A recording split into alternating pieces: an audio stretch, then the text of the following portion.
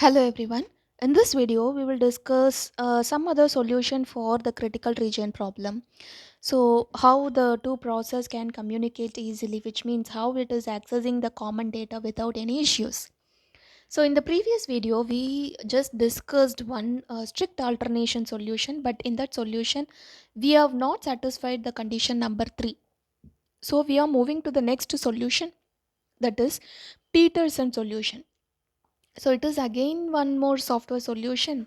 It is just using one more variable called um, turn. So in addition to the turn, it is also using one more variable, which is nothing but interested of process, something like that. So one more variable has been added with that strict alternation code itself, and we are checking whether the other process still it is a non-critical section, but it is not allowing the process which it is trying to enter into the critical region.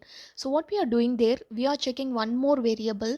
If any one of the condition is satisfied, then we can enter into the critical region. So in that way we can solve the whatever the issue we just faced in the strict alternation. The next solution is hardware solution, which is nothing but TSL instruction, that is test and set instruction. Test and set lock instruction. TSL means test and set lock instruction. So here we have the instruction TSL RX lock. So this particular instruction has been written in assembly language. So what it will do, it will move the content of the lock variable to RX. It is one of the register which holds the value of this lock.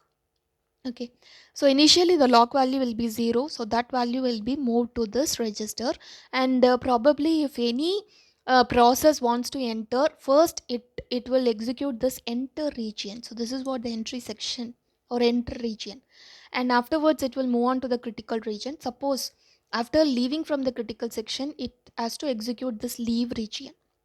So we have divided the process into three structure. So one is enter region, and next one is critical region, next one is leave region, and apart from this we have one more region is said to be reminder region, otherwise non-critical region. Okay, so here this TSL instruction, so it will execute in the enter region. So enter region means it is just checking whether any other process already entered into the critical region. So that is what we are checking in case of this enter region. So here we have TSL register log. So we are just moving the content of log register to log value to register. Then we are just comparing what could be the value of register, whether it is equal to 0 or not. If it is equal to 0, then we can enter, which means if it is equal to 0, then we can enter into the critical region. Suppose if the register value is not equal to 0, then what we are doing, jump not equal enter region, where we are jumping the control to enter region. So here itself we are actually doing that, uh, control will be transferred, right, and then return. So wherever we have called this particular subroutine, so to that place it will return the control. And after executing the critical region, so it has to execute this leave region. So here we have some statements in order to change the value of log. So here we are just log value has been clear to 0. So that is what we are performing in this instruction, and afterwards return. Okay, so this is what the instruction, which this is actually the hardware solution, because we are implementing this solution with the help of the assembly language instruction. So this could be executed in order to perform all these three conditions, which is nothing but mutual exclusion, progress, and bounded waiting. Okay, so no process has to wait to enter into the critical section for a long time. We are not actually telling no process has to wait for a long time, it should not wait. So even if you check it, so here also we are facing the busy waiting. Suppose if the register value is not equal to 0, so again it will call this enter region, so it is nothing but busy waiting. So in case of busy waiting, so what happens there, CPU time will be wasted. So we are actually wasting the CPU time. So in order to avoid it, we are just moving to the another concept is said to be block. So we are just moving to another concept, which is nothing but block. Instead of busy waiting, so we are just blocking that particular process.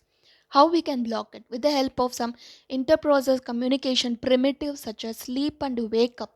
So these are all the two primitives which we can use it Okay, so respectively, in order to block and in order to resume that particular process. Sleep is used to block a process and wake up is used to resume the process.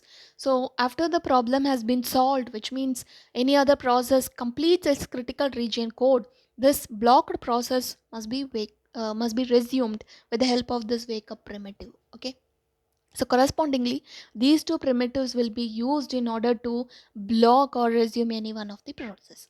And what do you mean by priority inversion problem? So which means we have some process. So even if you are facing the busy waiting, so in that case, before using this block or sleep and wake up primitives, so you're just facing with the busy waiting. So in that case, this particular process, so if there are many number of process will be there in the ready queue, so it could be a high priority process or it could be a low priority process.